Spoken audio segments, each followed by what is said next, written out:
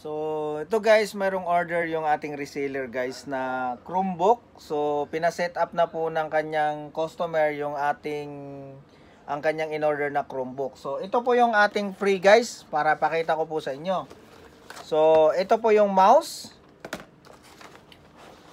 Ito po yung kanyang charger na with adapter na. So, yan guys, oh. Ito yung pinaka-importante. So, adapter. Mayroon ng adapter. Okay? At saka ito yung kanyang bag. Okay? So, fully set up na yung kanyang unit guys. Ito yung kanyang unit.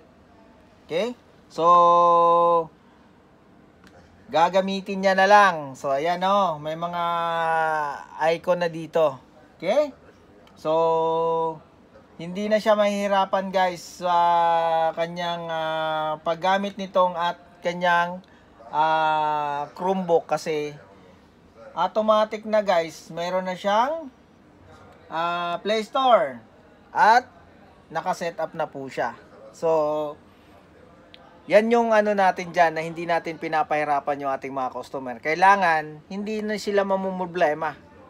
Okay? Ganun po. Kailangan maging masaya yung ating customer pag once na nakabili po sila ng mga items po sa atin. So, hindi po natin sabihin makabenta lang tayo. Dapat paliwanag natin ng maayos para maintindihan po ng customer bago po sila bumili.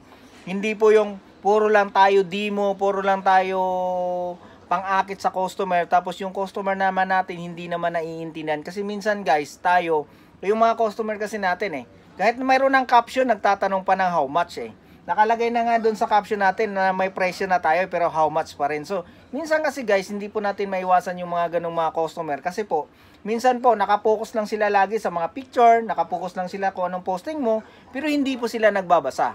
So, after that, doon po tayo nagkakaproblema kasi nga, sila, puro na lang sila panood, hindi naman nila naintindihan kung ano ba yon. So, ang akala nila, okay lang pag nasa kanila na. So, problema, pagdating sa kanila, hindi pala nakaset up. So, yung customer natin hindi po alam. So, ano pong gagawin natin? So, minsan po kailangan nating i-guide.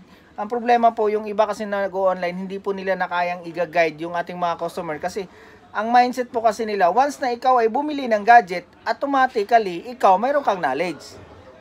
Alam mo na yung kaya ka bumili. Ibig sabihin, alam mo gamitin. So, ganun po kasi yung mentality ng mga ibang nagbibenta. Akala nila, lahat ng customer na bibili sa kanila, alam na yung gadget na binili nila, alam nila gamitin. Ang problema, hindi po alam.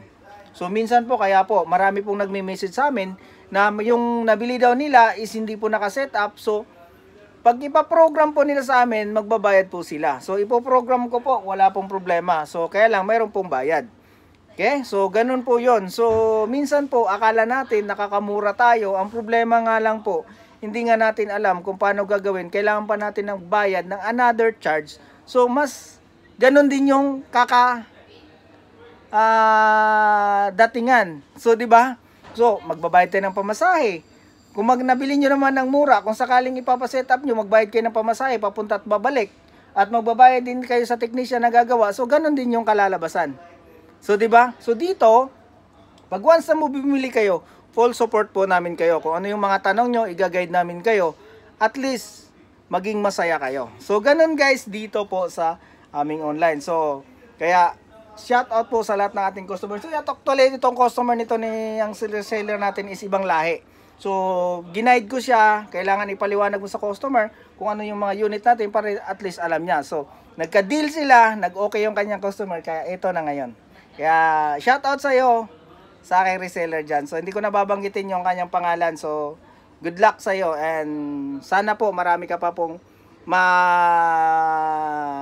mabentahan na customer mo. So, thank you very much sa iyo, be.